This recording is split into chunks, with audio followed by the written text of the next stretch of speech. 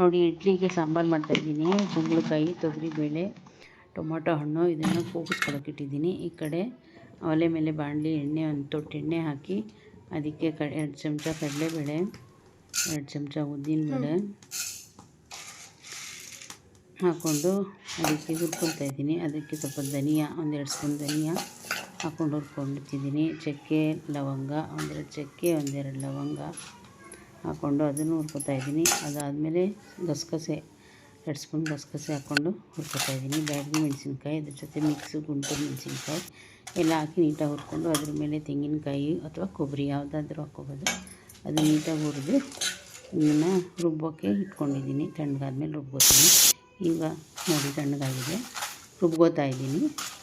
ಜಾರಿಗೆ ಹಾಕಿ ನೋಡಿ ಈ ರೀತಿ ಪೇಸ್ಟ್ ಮಾಡ್ಕೋಬೇಕು. ಅಲ್ಲಿ ನೋಡಿ ಬೇಯಿಸಿರೋದೆಲ್ಲ ಹಾಕ್ಕೊಂಡಿದ್ದೀನಿ ಪಾತ್ರೆಗೆ.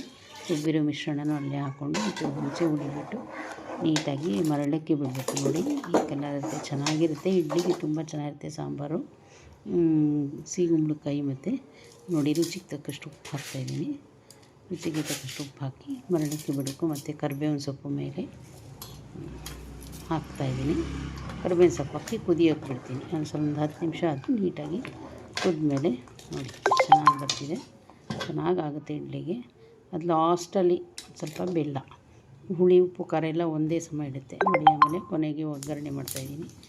ಎಣ್ಣೆ, ಸಾಸಿವೆ, ಮೆಣಸಿನ್ಕಾಯಿ ಹಿಂಗೆ ಹಾಕಿ ನೀಟಾಗಿ ಒಗ್ಗರಣೆ ಮಾಡಿ ಘಮ ಘಮ ಘಮ ಅಂತ ಇರುತ್ತೆ, ಚೆನ್ನಾಗಿರುತ್ತೆ. ಇಡ್ಲಿ ಜೊತೆ ಸಾಂಬಾರು ನೋಡಿ ಎಷ್ಟು ಚೆನ್ನಾಗಿ ಬಂದಿದೆ ಕಲರ್ಫುಲ್ಲಾಗಿ. ನೀವು ಕೂಡ ಮನೇಲಿ ಟ್ರೈ ಮಾಡಿ. ಇಡ್ಲಿ ಜೊತೆಗೆ ಸಾಂಬಾರು ನೋಡಿ ಸರ್ವಿಂಗ್ ಬೌಲ್ ಹಾಕಿದ್ದೀನಿ. ಸೂಪರಾಗಿರುತ್ತೆ. ಹೆಂಗಿದೆ ನೋಡಿ ತಿಳಿಸಿ.